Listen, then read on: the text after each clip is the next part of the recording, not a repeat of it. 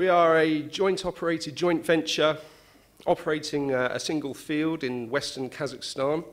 We're about 160 kilometers east of the city of Uralsk. We're quite close to the Russian border, near to the city of Orenburg. As I said, we're a joint-operated JV operated by British Gas, BG Company, and ENI, but we also have three other shareholder companies, which are Chevron, Lukoil, and KMG, Kazmunai Gas. The KPO production sharing agreement was formed in 1997. We produce daily about 400,000 barrels of oil equivalent per day.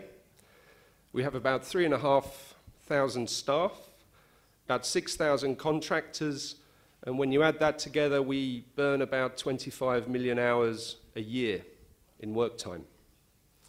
We're a high-pressure sour gas field with 4% hydrogen sulfide content, so obviously industrial safety, toxic risk is very much at the forefront of our minds. And of course, for this afternoon's session, what is at the forefront of our minds, what constitutes our mindset, is what I'd like to share with you today, because mindset is shaped by culture. And of course, when we talk about HSE culture, there are many, many definitions of what an HSE culture is. I personally prefer the simple definition, which is about how things get done around here, how our organization goes about doing what it does. And there's much research around, well, what makes up a good HSE culture? There are many learned academic documents, but in fact, I've quoted one here on the slide at the bottom there. There's common themes from many of these documents, and really, even though these documents are academic in nature, for us who work in the industry, and I've worked in the industry 26 years, for those who work in the industry, these themes are not academic at all. In fact, really, they are common sense. We have heard from Roger, from Chris, from from Statoil, from Pavel earlier, about many of these elements, about management commitment, about workforce participation, about incentive schemes, competency. And the 5 elements that I've listed here are what many of these papers and much of our common sense shows what really makes up a positive HSE culture. And of course, Roger's already said, Chris said earlier as well, HSE success is a journey, not a destination. So what I'm going to share with you over the next few slides are just some examples that we have applied in KPO that are helping us on our journey. We have we are not kidding ourselves that we have reached any destination. This is a journey, an ongoing journey, a perpetual journey. There is no magic formula, but we do want to share with you what is working well in KPO. So against these 5 headings, the first heading was management commitment. And of course, a bit like today's presenters, we are working to a tight agenda. Our most valuable resource is time. And of course, a manager's most valuable resource, a leader's most valuable resource is their time. So if you really want to test management commitment, a great way of doing this is how much of their time do they really spend on HSE. So when we talk about management commitment, this shouldn't just be the production of documents, sign off of policy, but actually do they take time to walk the talk. Alexander this morning from DuPont, he described how an integrated approach is critical for success. And what we see here on this slide are the various activities that our leaders, our managers, our supervisors, our line managers get involved in on an hourly, daily, weekly, yearly basis to help really demonstrate their commitment to HSE. And yes, it starts with the charters and the policy, but also it builds into integrated plans where HSE activities are not just owned and driven by me and my team, but each directorate has their own contribution, their own element, their own deliverables, their own objectives, so that each leader, each manager within each directorate, whether it's operations, projects, finance, marketing, can all demonstrate their time and commitment. Of course, we have key performance indicators, and these are reported in our corporate and social responsibility reports. But these KPIs, they cascade throughout our organization so that they touch every manager, every directorate. HSE tours. You know, when managers spend time at the work site, they can get that different perspective of what's really happening at the point of risk, where people can get hurt. And again, this is a visible demonstration of management commitment. How are people, how are managers, how are leaders spending their time to show their commitment? And Statoil earlier, the lady from Statoil was talking about the importance of engaging and working with contractors.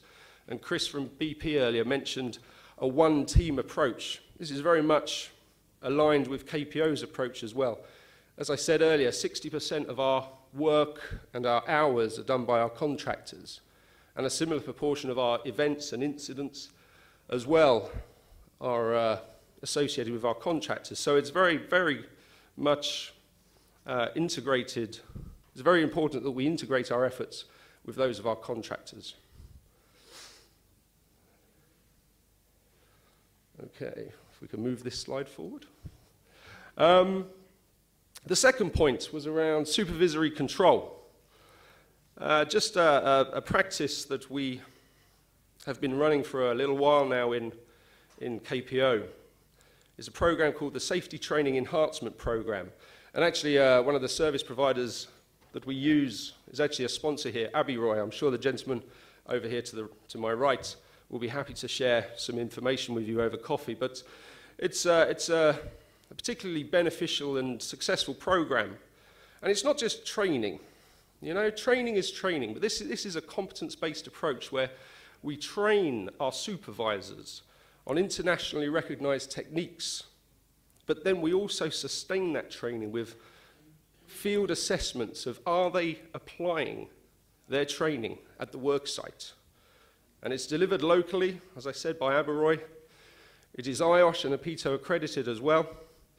And it's a program we're very proud of and is having some real benefit and advantages for KPO. We've heard today, Pavel talked earlier about incentive schemes. Roger talked about polishing the diamond. I think, you know, this is not an innovative approach about rewarding and recognizing HSE. You know, HSE is something that sometimes can just be associated with failure. You know, sometimes we only notice HSE when it goes wrong, whether it's the ill health, whether it's the accident that injured someone, whether it's from Natalia's presentation this morning, maybe it's one of those environmental events that led us to be taxed or fined or receive some punitive civil damages. But sometimes HSE, if we're not careful, is just a bad news message. So one of the things that I think is important with these incentive schemes, whether they're at a very high project level or whether, as with our program, it's more about encouraging positive interventions amongst the workforce. You know, it's about recognizing and rewarding the good behaviors, the good interventions. Yesterday, myself and Vitali, the gentleman down here at the front, we had an interesting discussion about using the carrot or using the stick. Each organization has to work out for itself the balance between the carrot and the stick. But in KPO, we try to encourage an intervention mindset through personal reward, so a small token cash reward for our workers who do particularly good interventions.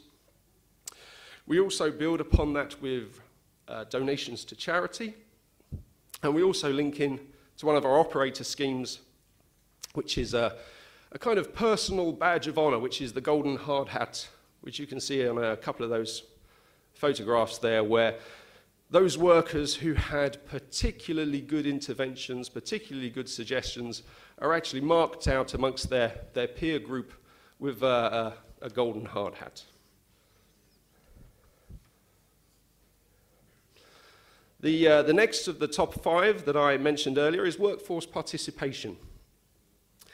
This isn't just the co-worker intervention I was talking about earlier. This is the workforce contributing to the design, the improvement, the monitoring, the upkeep of our HSE programs. And of course, when you look at these boxes, I am sure most of your organizations do the same, whether it's HSE committees or peer meetings, whether it's consulting your workforce for risk analysis, job safety analysis activities, whether it's your contractor forums, your toolbox talks, the reward schemes, whether it's making sure that they are personally involved in the targets and KPIs of the organization. It's all about active involvement and engagement. In this morning's session, the very first session today, Gennady described how he wanted to see an increasing focus on industrial safety, and I think this is something we are seeing across the whole of our industry, across many borders and countries. On this theme of competency, I wanted to share with you something we are doing in KPO, which is helping to build on the perception of risk, the understanding within our workforce, both from our managers, our supervisors, right down to our operators and contractors. Because industrial safety can encompass many complex theories, many complex techniques, whether it's hazard, HAZOP, safety integrity levels, barrier models, QRA, ALARP, declaration on safety on industrial units, safety case, bow tie, event tree, fault tree, and so on and so on. If you are not an expert in these matters, and you are just an operator at the point of risk, or a contractor at the point of risk, these theories can seem remote and somehow not something you personally connect with.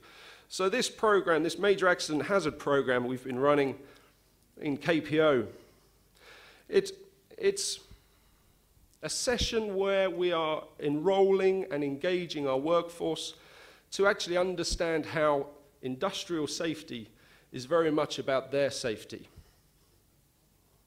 It improves their awareness of the consequences of major accident hazard events. It includes technical sessions and discussions, and also we use what we call theatre-based learning. We've taken about 40 or 45 of our workforce, and they have been trained by professional actors to act out a scenario through the duration of the day, so that we actually take a hypothetical scenario that is linked to a major accident hazard industrial safety event, and we show how the interaction of different people through the life cycle of a project and an operating plant, how the actions of individuals can determine a successful outcome or a negative outcome with regard to industrial safety. It's something that's working well for us and something we're particularly proud of. And of course, these 5 factors are only worth discussing if they drive some results. So we are proud in KPO to have top quartile injury performance for our total recordable incidents. Roger mentioned earlier high potential incidents. We also measure these, and I'm glad to say that year on year we are showing a very positive trend in the reduction of these incidents. Obviously, some years we have a little peak, a little trough, but our trend over the last 5 years is very positive and is there for you to see. And also we're very proud that our culture is extending also to how we treat the environment and how we treat the health of our workforce and how we demonstrate best practice performance. And another example I've put here is around our gas utilization and GHG reduction. Okay, thank you.